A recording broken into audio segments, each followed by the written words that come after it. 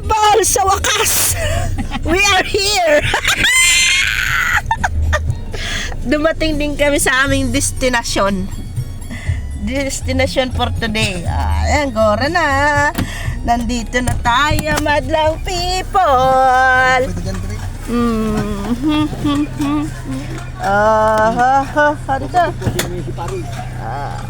Ayan. Andito na tayo, madlang people. Ayan. Diyos ko. Ayan mo, baba mo. Oo, baba mo.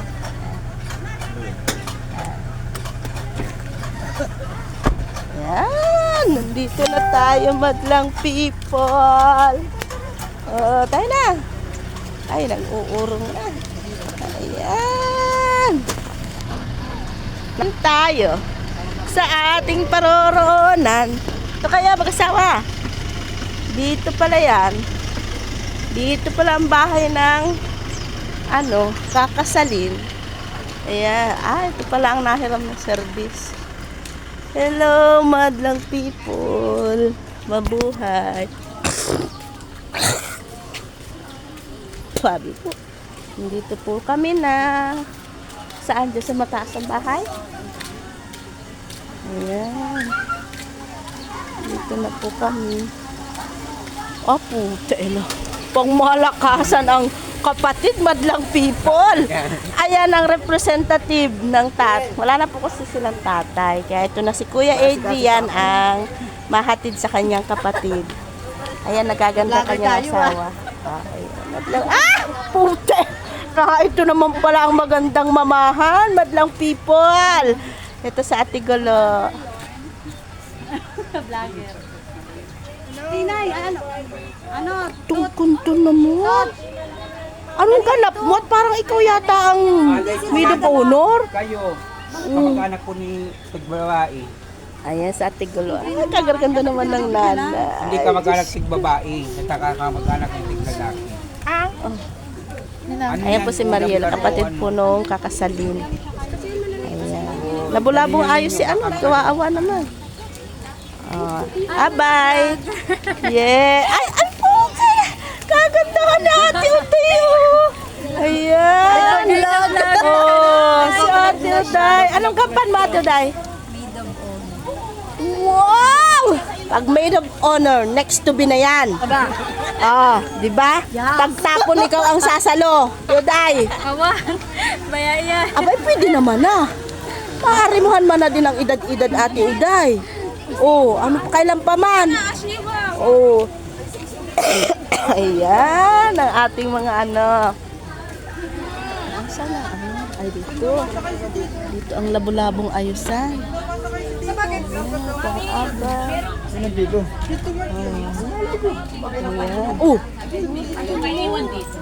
Hello, madlang people. Ninang. Si vlogger.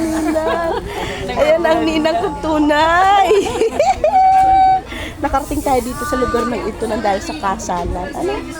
Sus ko, mag-ina, madlang people. Ang YouTube din. May YouTube sa rin yan. Labong ayos. Malapit na yan. May porsyento daw. Hindi ka lang plancha. Gandang-ganda ng ninang. Maring Nancy, hi! Ay, ganda naman ng ninang. Diyos ko. Hindi ako kasi kinuha ang ninang para naman sana kahit ngayong araw lang naging maganda ako. Diyos ko, Maria Jose. Ay! Hello! Ninong Ayan, asawa po ng magiging ninong. Ayan. Mara! Hello! Ay!